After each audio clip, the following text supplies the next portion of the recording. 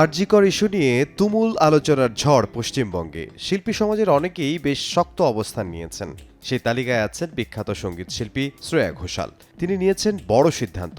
আগামী 14 সেপ্টেম্বর শহরে শ্রেয়ার কনসার্ট করার কথা ছিল, সেটি অনির্দিষ্টকালের জন্য স্থগিত রাখলেন তিনি। জানিয়ে শনিবার সকাল থেকেই আলোচনা হচ্ছে সব মহলে।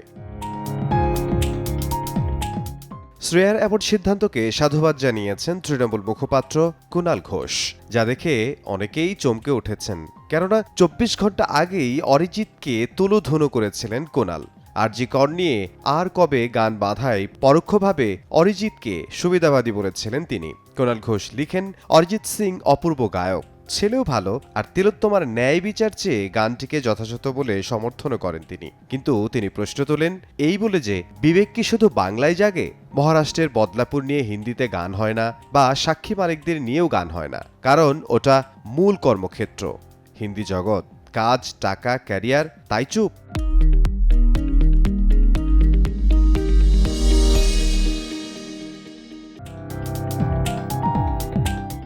যদিও একেবারে বিপরীত রূপ দেখিয়েছেন শ্রেয়ার ক্ষেত্রে। সামাজিক যোগাযোগ মাধ্যম এক্স হ্যান্ডেলে পোস্ট করে কুণাল লিখেন, শ্রেয়া ঘোষালের অবস্থানকে সাধুবাদ জানাই। আরজি কর নিয়ে আমাদের সবার মতো তিনিও উদ্বিগ্ন। 14 সেপ্টেম্বর অনুষ্ঠান পিছিয়ে দিয়েছেন, পাশাপাশি সারা দেশ ও বিশ্বের মহিলাদের সুরক্ষার কথা বলেছেন। কারণ এই ধর্ষণ, খুনের সামাজিক সমস্যা, অপরাধটা নিয়ে সর্বত্র প্রতিবাদ দরকার। এটা শুধু বাংলার ইস্যু নয়।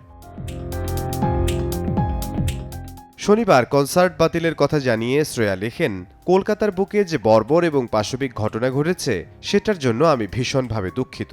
শ্রেয়ার লেখায় স্পষ্ট হয়, মেয়েটার সঙ্গে যে বর্বরতা হয়েছে তার জন্য তিনি ব্যথিত, তাই কনসার্ট পিছিয়ে দিয়েছেন। 14 সেপ্টেম্বরের কনসার্টটি অক্টোবরে অনুষ্ঠিত হবে। ইমদাদুল হক, সময় সংবাদ, ঢাকা।